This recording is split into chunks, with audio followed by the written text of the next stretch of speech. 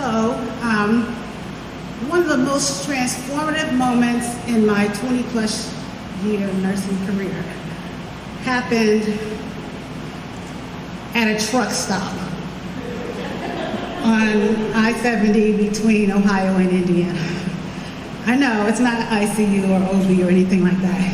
It was a truck stop. But before I give you that, I have to give you the backdrop. So I need you to be with me when I share this with you. I am a Black nurse.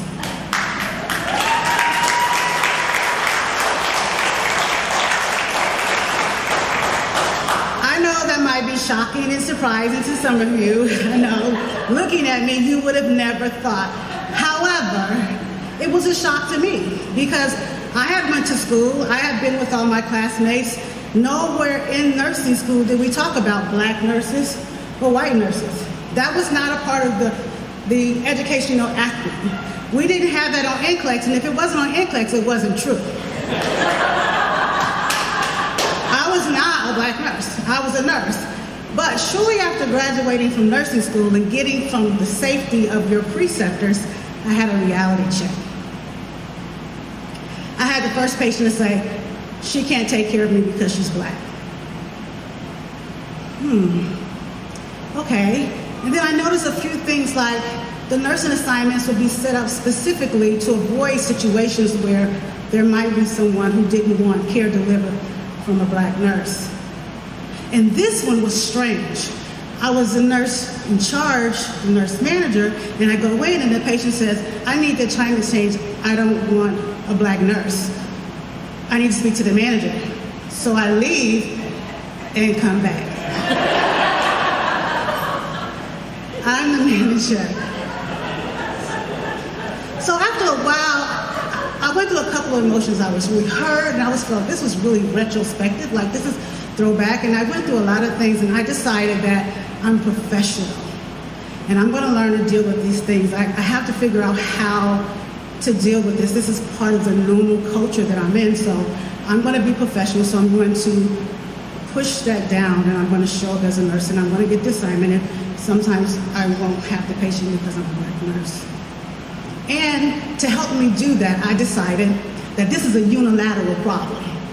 They got a problem with me, I ain't got a problem with them. No big deal, right? Fast forward a couple of years later, and I feel like I'm really getting down in my career. I'm feeling really strong. I'm feeling like I'm a nurse.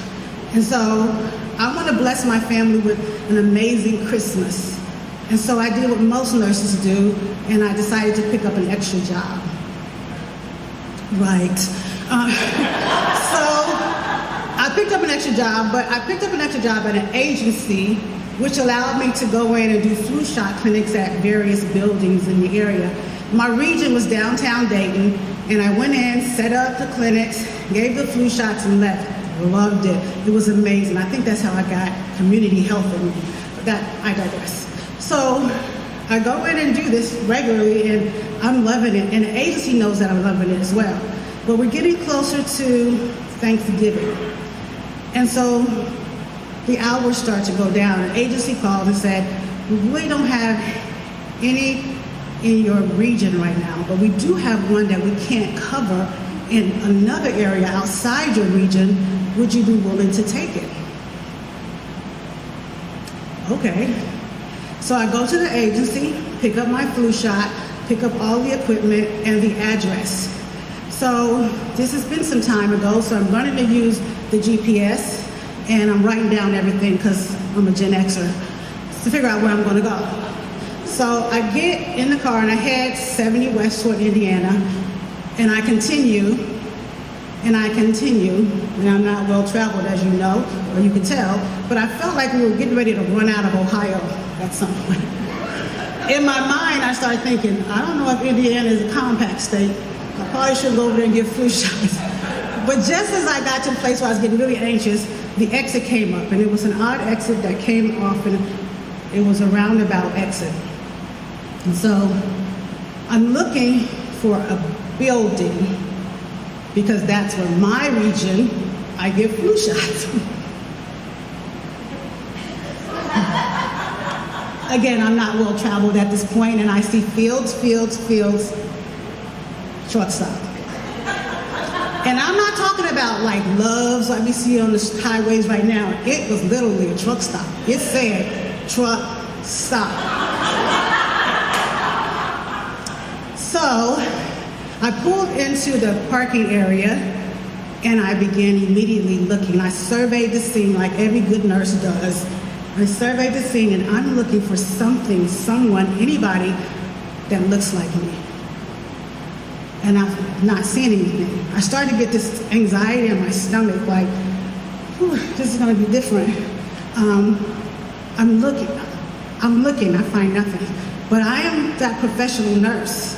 So I gather my things and I go inside the truck stop and I go to the cashier and I said, I'm here to do flu shots. And he said, huh? And I was like, huh? And so after we had this long, uncomfortable conversation, the cashier and I, my anxiety didn't go anywhere. But he took me to the room so I can set up the flu shot clinic. And it was a nice room with multiple tables. Every table had like 4 chairs. It was beautiful. It was a nice wall, half window area. And so people can walk past and look in.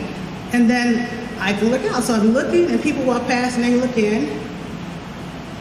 And I look out. And then they look in.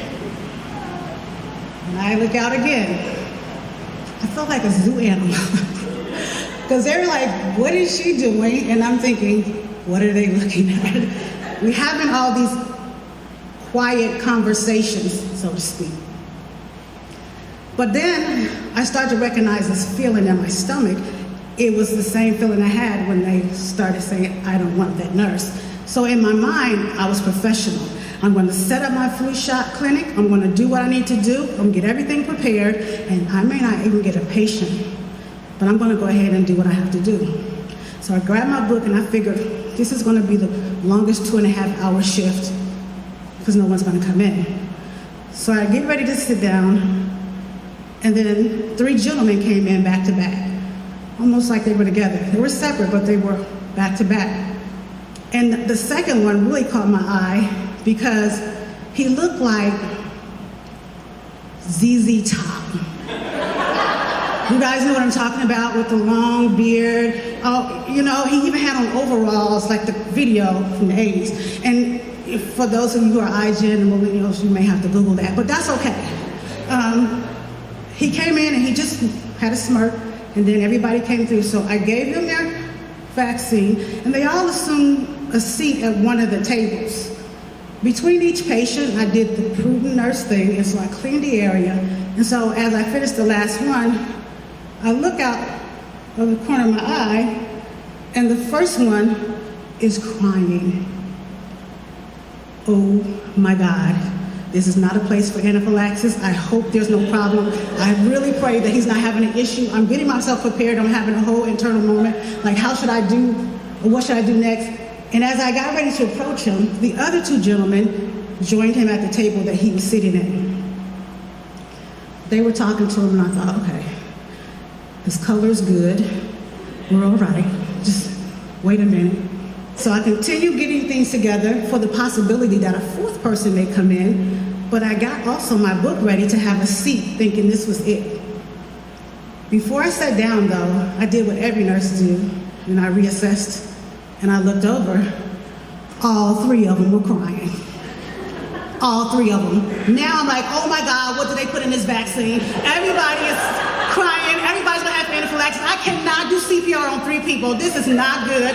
Remember, the people are in the outside, they're walking by, looking in, and I'm looking at them, and I'm like, this is not a good look. Black woman, a lot of sharps, ZZ Top in the band, all crying. This is not good. I'm having a whole moment. So I go to approach them, and I said, is everything okay? Can you breathe? Do you need anything? And one of the gentlemen said, no, it's okay. It's his first time. Getting a flu shot? Like, really? He was like, no, this is his first time being away from home for Thanksgiving. And I thought, oh, okay.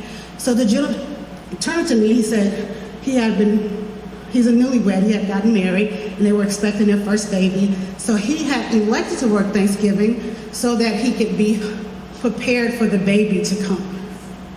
And as he was finished telling his story, the other gentleman that was there pulled out his wallet, and he was showing pictures of his wife and his children and his grandchildren, and he was talking about how they were having a really big anniversary, so he had elected to work Thanksgiving to earn more money for the anniversary gift he wanted to give. And ZZ Top looked at me, and he pulled out the chair, and he said, "Sit down with us." And I'm like, "Really?" I sat down, and then ZZ Top went on to say, "I don't have my own family, I have my extended family, so it's no big deal for me to work on Thanksgiving," though he did say that sometimes it was lonely, but he could work so other people could be home. So I thought that was noble, and they all looked at me, and I'm looking at them, and I realized that they were waiting on me to tell my story while I was there. And I thought, oh, you want to know why I'm here? So I told them that I was doing something magnificent so I could have a wonderful Christmas for my family. And in that moment, I realized they had allowed me to become a part of their community. When ZZ Top extended that chair, he didn't extend that chair to a black nurse. He invited me in, and I became a part of ZZ Top and the band, right? We were there, we had so much fun. It was the greatest 2.5 hours. We talked for hours about everything, children, where you live, and what you're gonna miss if you miss Thanksgiving. We talked about family that we can't wait to see, and we talked about family that we couldn't wait to leave after Thanksgiving. We talked about everything. We had an amazing time. We talked about sweet potato pie versus pumpkin pie. These are my people, and I was having an amazing time. They brought me in wholly as I was, and they accepted me into their community. So as we were sitting there, we realized that we had stayed well past our time. And we all got ready to leave, and they were very thankful. They were extremely thankful. And ZZ Top helped me to take my things to the car, and I thought, this is amazing. I don't know them. I can still see their faces as vividly as I can see your faces sitting before me. But those gentlemen, ZZ Top and the band, changed things for me. 70 East, 70 West, 77, I don't know where they went, but when I left that platform, headed back home, I realized that I am a nurse. I was not a black nurse. I was not this nurse. I was a part of their community, and they were thankful. And they showed up as themselves, and I showed up as myself. And I vowed in that moment that I will never show up or be upset about someone who doesn't want me to deliver care, because that's who they are, holy. And my responsibility is to show up wholly into every exchange or patient experience that I have. Not with anxiety, not with worrying, not with doubt. What if they receive me? I'm a nurse that happens to be black. But for every patient from that day to this day, I'm 100% present with my patients, and I bring my community to their community. And that I learned at a truck stop on I-70, somewhere between Ohio and Indiana.